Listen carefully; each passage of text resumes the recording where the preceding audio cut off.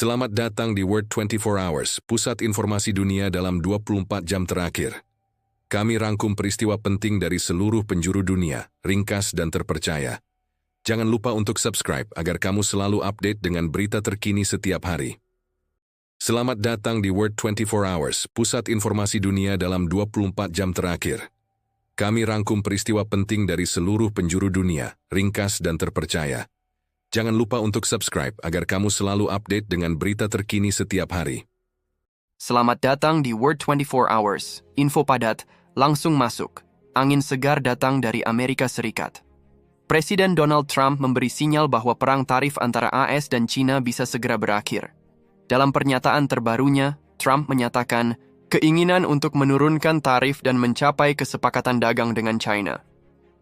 Ini menjadi kejutan, mengingat sebelumnya Trump sempat memberlakukan tarif tinggi terhadap berbagai produk asal China, termasuk kapal-kapal buatan negeri tirai bambu yang masuk ke pelabuhan-pelabuhan Amerika. Langkah tersebut sempat memicu ketegangan serius antara dua kekuatan ekonomi dunia. China bahkan mengeluarkan peringatan keras, menyebut kebijakan Trump sebagai bentuk intervensi dan tekanan ekonomi yang tidak adil. Namun kini, nada bicara Trump berubah. Trump mengatakan bahwa kesepakatan bisa dicapai, asalkan sesuai dengan kepentingan Amerika. Meski belum ada rincian konkret, pernyataan ini memberi harapan bahwa dua negara besar ini mungkin akan kembali duduk di meja negosiasi. Namun, para pengamat tetap waspada. Banyak yang menilai ini bisa jadi bagian dari strategi politik Trump menjelang pemilu, menampilkan diri sebagai pemimpin yang bisa menekan lawan sekaligus membuka pintu damai adalah gaya khasnya. Sementara itu, China belum memberikan tanggapan resmi soal sinyal damai ini. Mereka kemungkinan akan menunggu komitmen nyata sebelum mengambil langkah balik. Di balik dinamika ini, pasar global menunjukkan respons positif. Beberapa indikator saham dan komoditas mulai naik, mencerminkan harapan bahwa ketegangan dagang yang berkepanjangan bisa segera mereda. Tapi tetap ada pertanyaan besar. Apakah ini akhir dari perang tarif atau hanya jeda sebelum konflik babak? Baru dimulai? Yang jelas, dunia sedang menanti langkah selanjutnya dari dua kekuatan ekonomi terbesar ini. World 24 Hours, karena dunia nggak pernah berhenti bergerak. Selamat datang di World 24 Hours, pusat informasi dunia dalam 24 jam terakhir. Kami rangkum peristiwa penting dari seluruh penjuru dunia, ringkas dan terpercaya. Jangan lupa untuk subscribe agar kamu selalu update dengan berita terkini setiap hari. Selamat datang di World 24 Hours. Info padat, langsung masuk. Angin segar datang dari Amerika Serikat. Presiden Donald Trump memberi sinyal bahwa perang tarif antara AS dan China bisa segera berakhir. Dalam pernyataan terbarunya, Trump menyatakan keinginan untuk menurunkan tarif dan mencapai kesepakatan dagang dengan China. Ini menjadi kejutan, mengingat sebelumnya Trump sempat memberlakukan tarif tinggi terhadap berbagai produk asal China, termasuk kapal-kapal buatan negeri tirai bambu yang masuk ke pelabuhan-pelabuhan Amerika. Langkah tersebut sempat memicu ketegangan serius antara dua kekuatan ekonomi dunia. China bahkan mengeluarkan peringatan keras, menyebut kebijakan Trump sebagai bentuk intervensi dan tekanan ekonomi yang tidak adil. Namun kini, nada bicara Trump berubah. Trump mengatakan bahwa kesepakatan bisa dicapai, asalkan sesuai dengan kepentingan Amerika. Meski belum ada rincian konkret, pernyataan ini memberi harapan bahwa dua negara besar ini mungkin akan kembali duduk di meja negosiasi. Namun, para pengamat tetap waspada. Banyak yang menilai ini bisa jadi bagian dari strategi politik Trump menjelang pemilu, menampilkan diri sebagai pemimpin yang bisa menekan lawan sekaligus membuka pintu damai adalah gaya khasnya. Sementara itu, China belum memberikan tanggapan resmi soal sinyal damai ini. Mereka kemungkinan akan menunggu komitmen nyata sebelum mengambil langkah balik. Di balik dinamika ini, pasar global menunjukkan respons positif. Beberapa indikator saham dan komoditas mulai naik, mencerminkan harapan bahwa ketegangan dagang yang berkepanjangan bisa segera mereda. Tapi tetap ada pertanyaan besar. Apakah ini akhir dari perang tarif atau hanya jeda sebelum konflik babak? Baru dimulai? Yang jelas, dunia sedang menanti langkah selanjutnya dari dua kekuatan ekonomi terbesar ini. World 24 Hours, karena dunia nggak pernah berhenti bergerak. Selamat datang di World 24 Hours, pusat informasi dunia dalam 24 jam terakhir. Kami rangkum peristiwa penting dari seluruh penjuru dunia, ringkas dan terpercaya. Jangan lupa untuk subscribe agar kamu selalu update dengan berita terkini setiap hari. Halo semua, di tengah ramai perdebatan soal keabsahan ijazah Presiden Joko Widodo, akhirnya dua institusi pendidikan yang bersangkutan angkat bicara secara tegas dan resmi. Universitas Gadjah Mada, UGM, salah satu kampus tertua dan ternama di Indonesia, menegaskan bahwa Jokowi memang lulusan resmi dari Fakultas Kehutanan UGM, menyebutkan bahwa Jokowi menyelesaikan studi dan dinyatakan lulus pada tanggal 5 November 1985. Pernyataan ini dikeluarkan langsung oleh pihak kampus sebagai bentuk tanggapan atas berbagai tuduhan liar di media sosial maupun di ruang publik. Tak hanya itu, SMA Negeri 6 Surakarta, sekolah tempat Jokowi menempuh pendidikan menengah atas, juga mengonfirmasi bahwa ijazah kelulusan Jokowi adalah sah dan tercatat dalam data sekolah. Kepala sekolah saat ini menyebut data kelulusan, buku induk, dan arsip, siswa atas nama Joko Widodo masih tersimpan dan valid. Kenapa ini penting? Isu ijazah ini sebenarnya sudah beberapa kali muncul sejak Jokowi menjabat sebagai wali kota Solo, lalu gubernur DKI, hingga kini menjabat Presiden RI 2 periode. Namun setiap kali isu ini dilempar ke publik, fakta hukumnya tetap sama. Dokumen, pendidikan Jokowi adalah sah dan telah diverifikasi. Pernyataan dari UGM dan SMA 6 Surakarta menjadi penguat atas fakta ini. Namun ironisnya, isu ini terus diangkat ulang seolah belum pernah dijelaskan. Apa kata hukum? Beberapa upaya hukum pun pernah ditempuh oleh pihak-pihak yang menuduh Jokowi menggunakan ijazah palsu. Tapi hasilnya jelas, tidak terbukti. Gugatan di Mahkamah Konstitusi juga tidak membatalkan legalitas pencalonan maupun hasil pemilu. Artinya, secara akademik dan hukum, status pendidikan Jokowi sudah sah secara mutlak. Akhir kata, apakah wajar publik bertanya soal latar belakang seorang pemimpin? Tentu saja, itu hak masyarakat. Tapi ketika sudah dijawab dengan dokumen resmi, klarifikasi institusi, dan bukti hukum, maka seharusnya kita bisa pindah ke isu lain yang lebih substansial. Daripada sibuk menyoal ijazah yang sudah puluhan tahun, lalu bukankah lebih baik kita bicara soal kebijakan, prestasi, atau tantangan bangsa ke depan? Mari kita luruskan informasi, lawan hoaks, dan belajar menghargai data yang valid, karena demokrasi yang sehat butuh kritik yang berbasis bukti, bukan tuduhan tanpa dasar. Terima kasih sudah menyimak. Sampai jumpa di narasi selanjutnya.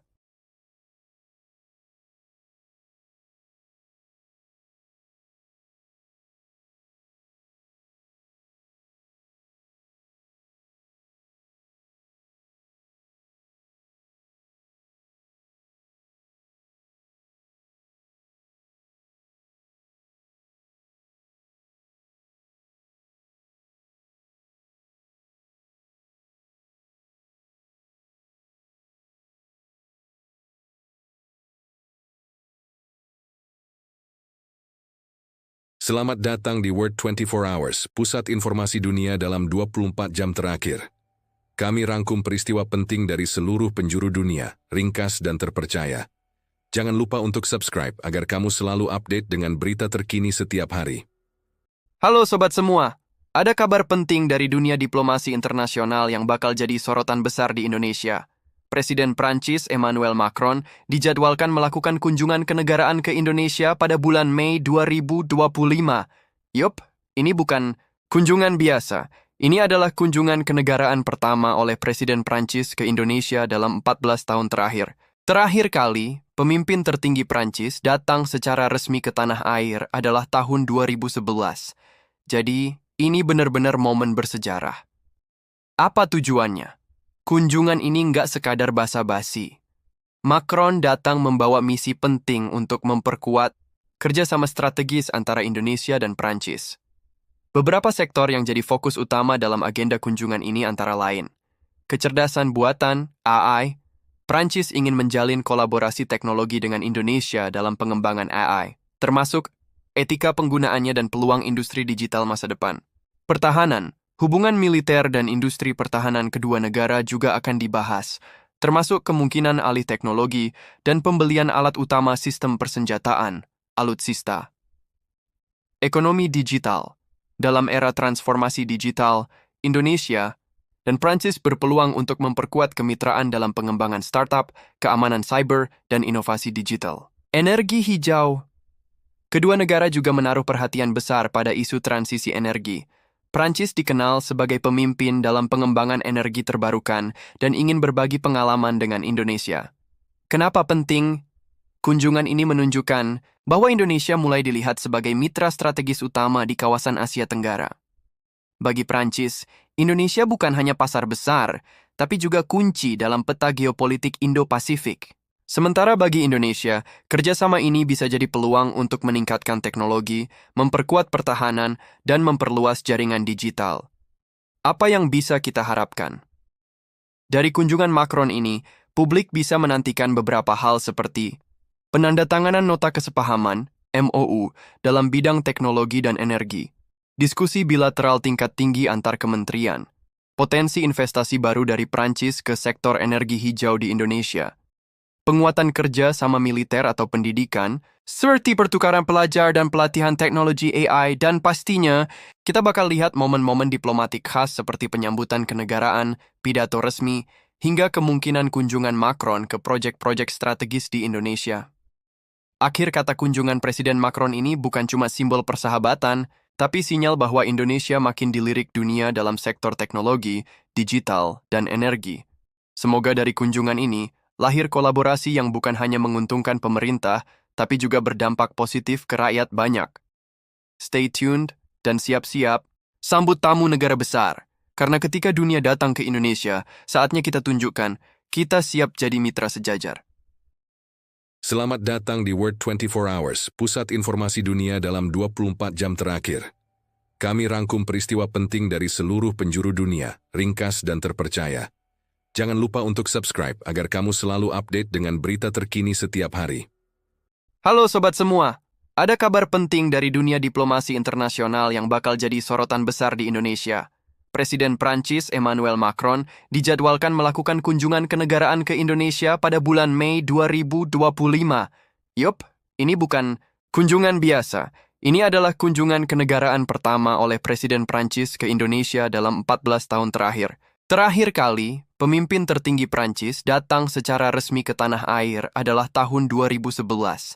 Jadi, ini benar-benar momen bersejarah. Apa tujuannya? Kunjungan ini nggak sekadar basa-basi.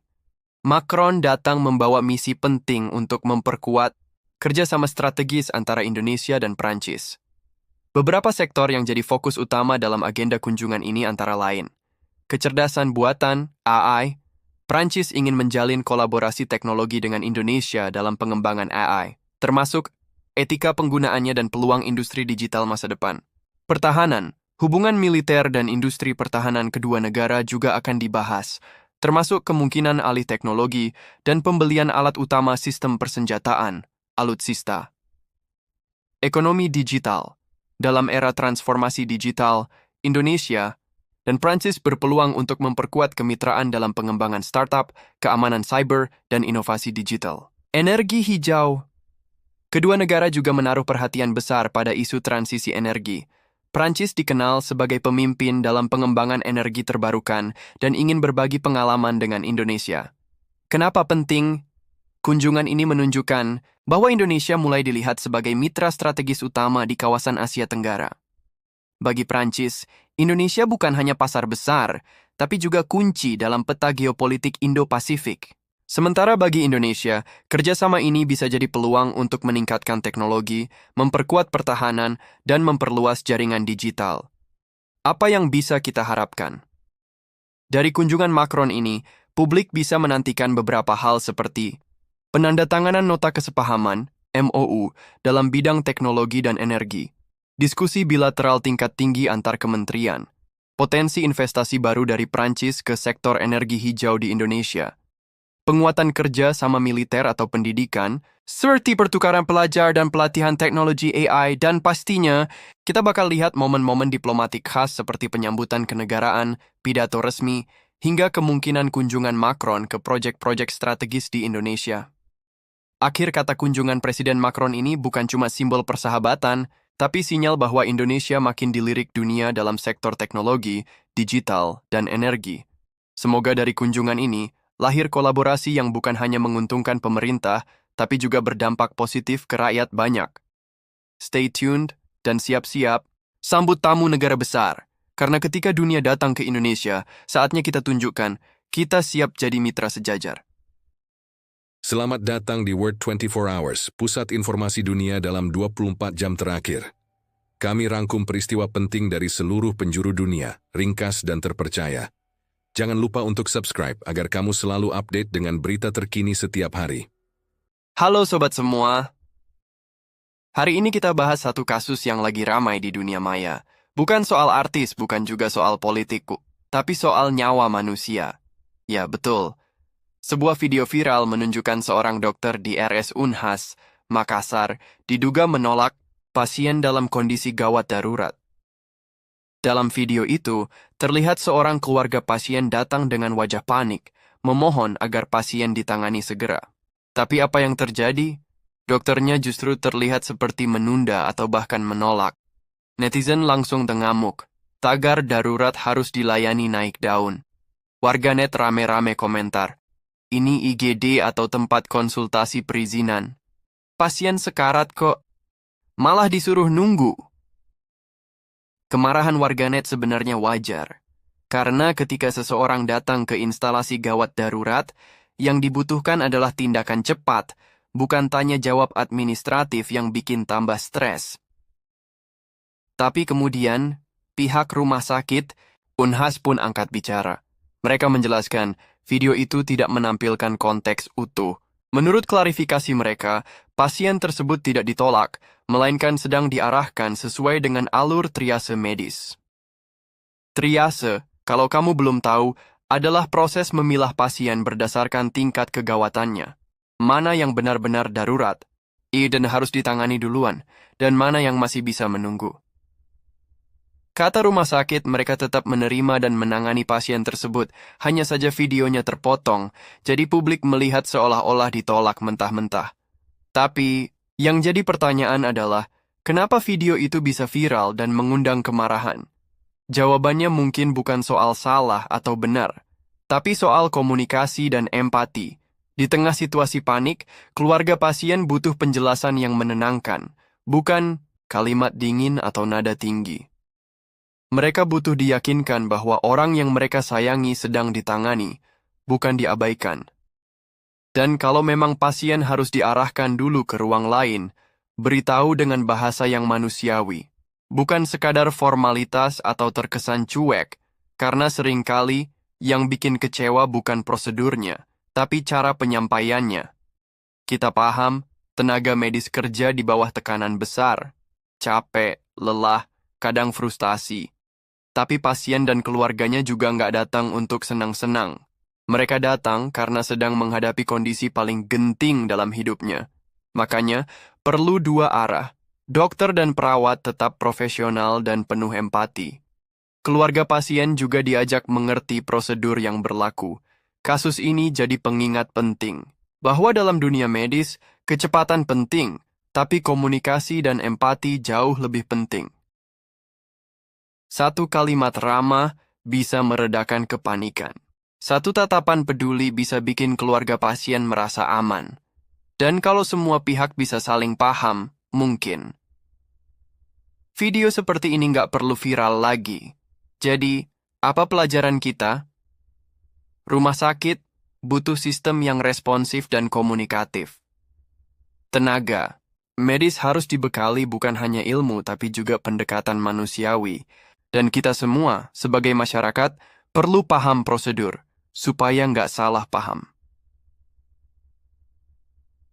Akhir kata, semoga semua pasien selalu mendapat penanganan terbaik.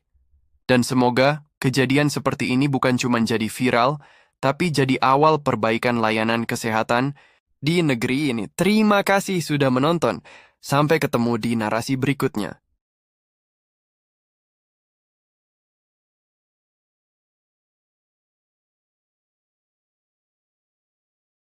Selamat datang di World 24 Hours, pusat informasi dunia dalam 24 jam terakhir. Kami rangkum peristiwa penting dari seluruh penjuru dunia, ringkas dan terpercaya. Jangan lupa untuk subscribe agar kamu selalu update dengan berita terkini setiap hari.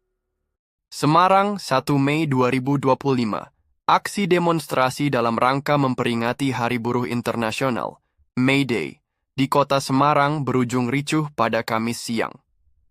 Unjuk rasa yang awalnya berlangsung damai, mendadak memanas setelah sekelompok peserta diduga memprovokasi massa dan memicu bentrokan dengan aparat. Kericuhan terjadi di sekitar kawasan Simpang 5 ketika massa mulai membakar ban dan melempar botol ke arah petugas keamanan. Aparat kepolisian yang bersiaga akhirnya membubarkan massa dengan semprotan water cannon dan gas air mata. Beberapa orang dilaporkan mengalami luka ringan, termasuk dari pihak demonstran dan aparat.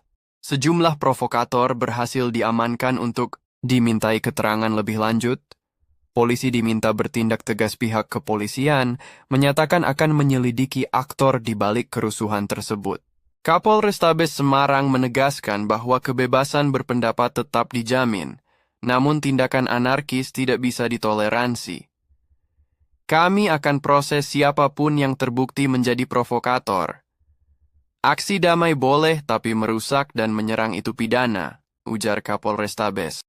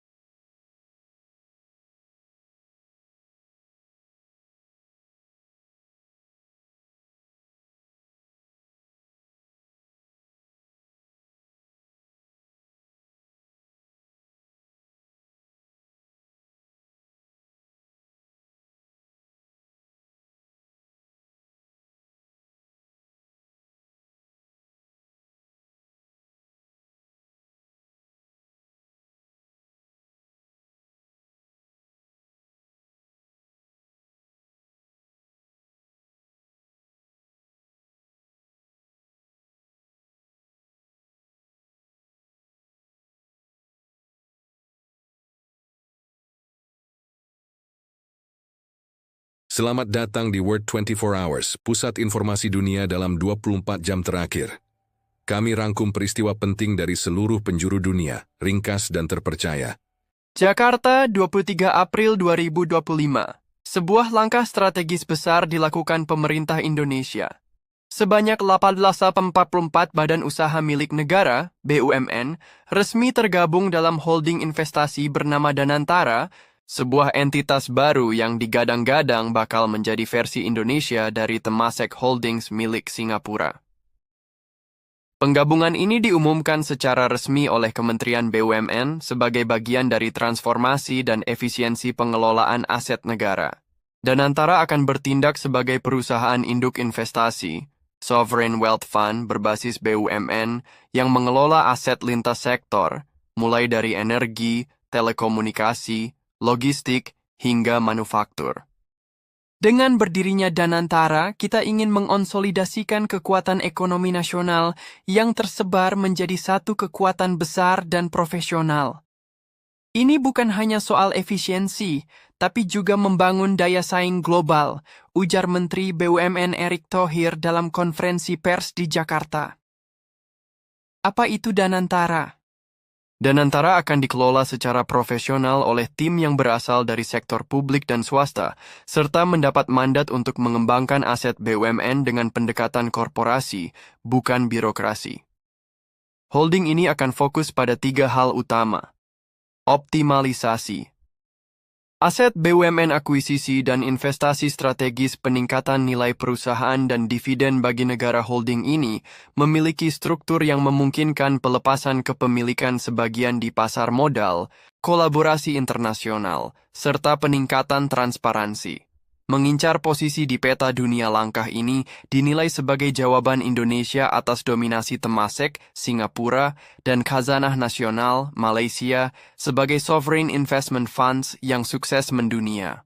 Danantara, dengan mengelola ratusan BUMN, memiliki potensi aset mencapai ribuan triliun rupiah, menjadikannya salah satu perusahaan investasi terbesar di kawasan Asia Tenggara.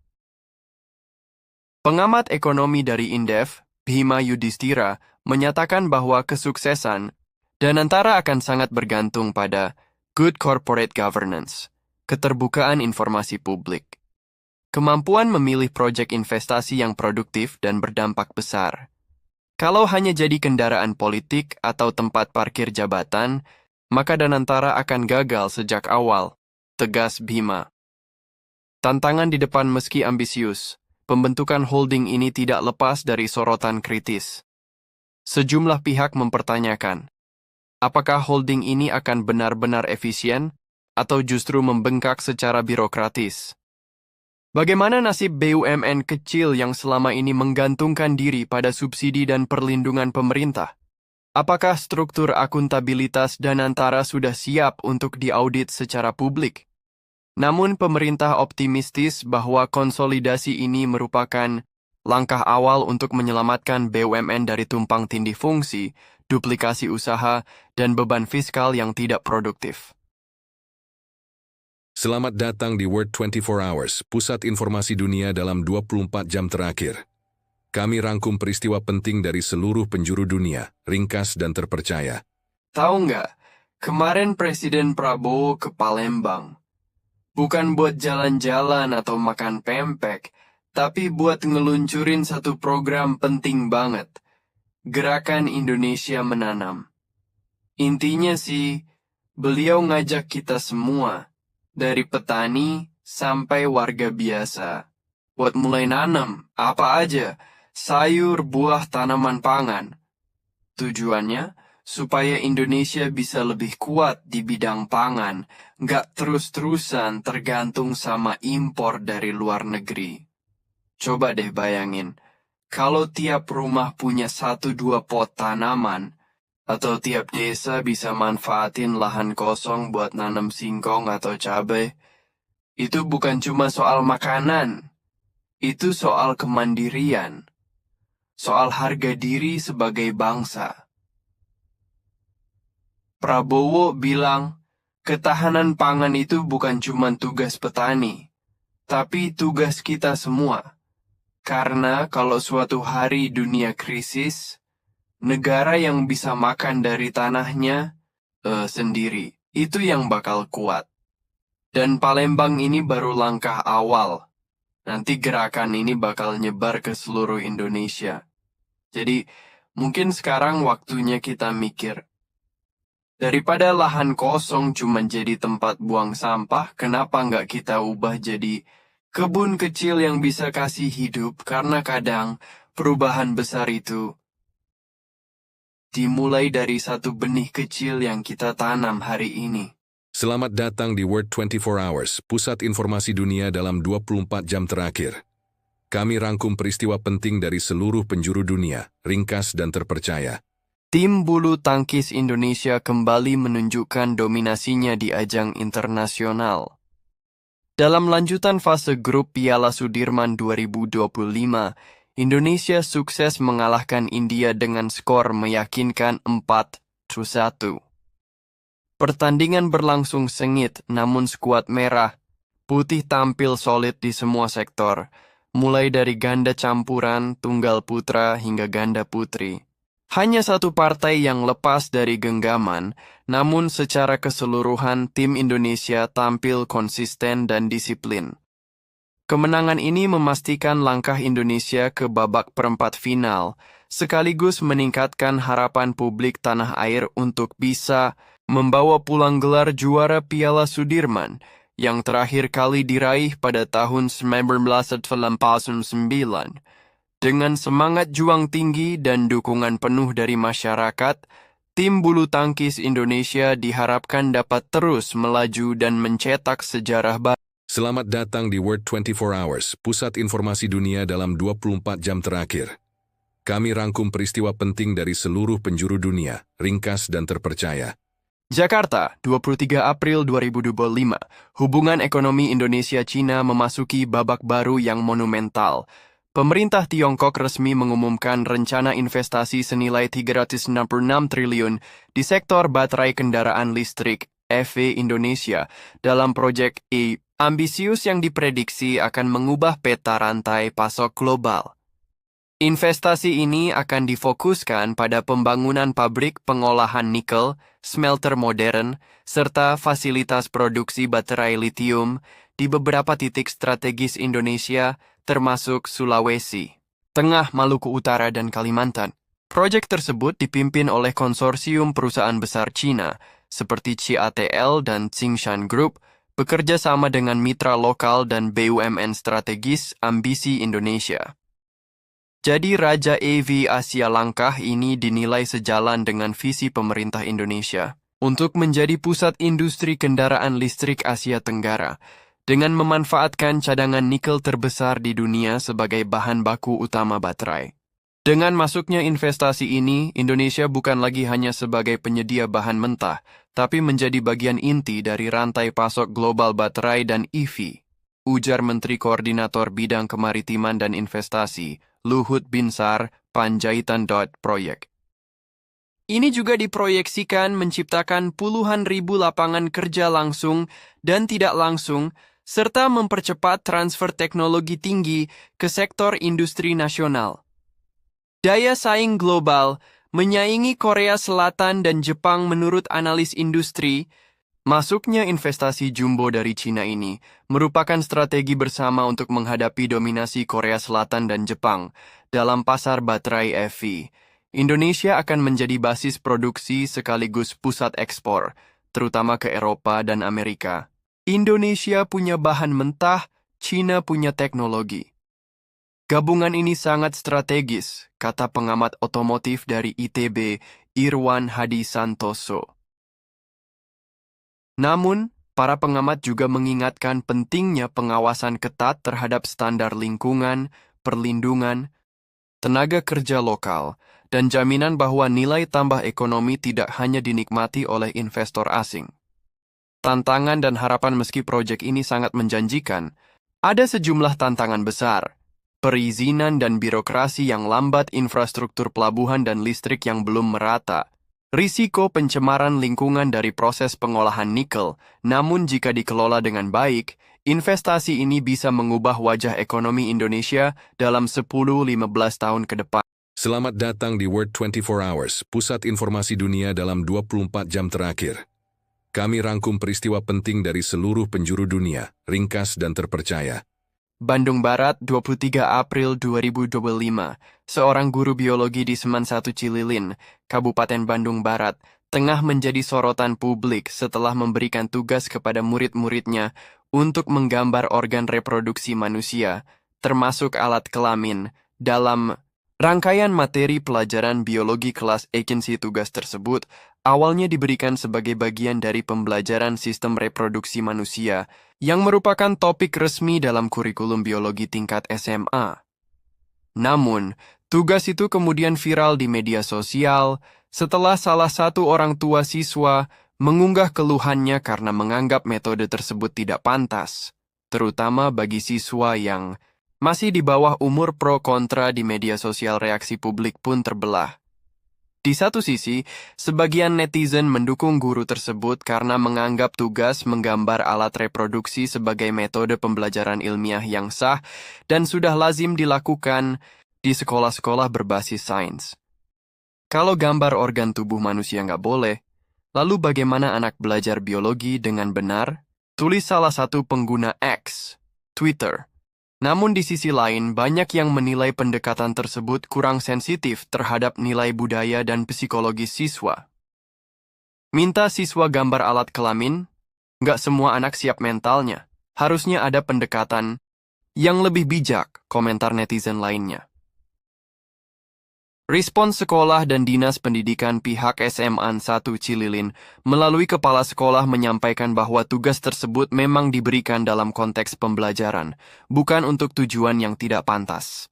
Namun pihak sekolah mengaku telah memanggil guru yang bersangkutan untuk klarifikasi. Dinas Pendidikan Jawa Barat juga menanggapi isu ini dengan meminta laporan tertulis dari sekolah dan menyatakan akan meninjau apakah metode pengajaran yang digunakan masih sesuai dengan kode etik guru dan standar pedagogi nasional. Kita mendukung pembelajaran yang ilmiah, tetapi juga harus mempertimbangkan nilai kultural, psikologis, dan sensitivitas siswa, kata perwakilan Dinas Pendidikan. Apa? Kata pakar, pengamat pendidikan dari Universitas Pendidikan Indonesia, UPI, Dr. Retno Kartikasari, menilai bahwa pengajaran biologi tentang sistem reproduksi sebaiknya dilakukan dengan pendekatan visual yang aman dan edukatif, seperti menggunakan diagram, resmi, video animasi edukatif, atau alat peraga. Meminta siswa menggambar sendiri bisa menimbulkan kecanggungan, terutama bila tidak didampingi dengan penjelasan kontekstual dan pendekatan psikopedagogis